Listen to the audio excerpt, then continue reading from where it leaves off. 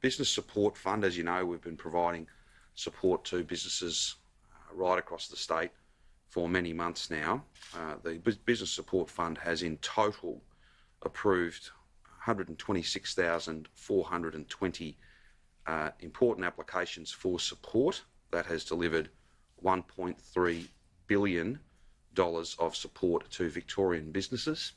Of course, we don't rule out doing more, but that is a very significant direct financial support, not so much trying to generate customers with so many venues closed, but that's about survival payments in many respects. However, there are some customer-based activities, some purchasing that we can support, and I'll come to that in just a moment.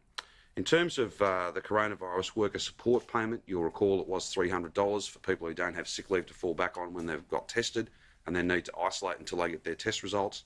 That was increased just a little while ago to $450, and I can confirm that 24,968 Victorians have received that $450 payment, either $300 or $450 payment. That's a total of $8.89 million, and is, I think, a very well-targeted response to so many in our community who are in the midst of completely insecure work, and we don't want them to have to make that choice between feeding their family and protecting public health.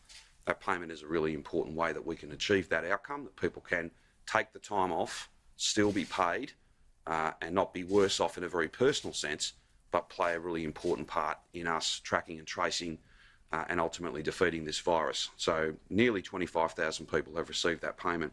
Just on mask distribution for vulnerable Victorians, as at the end of July, we've distributed some 6.2 million single-use masks to schools, TAFEs, community organisations, all of whom supporting quite often vulnerable Victorians.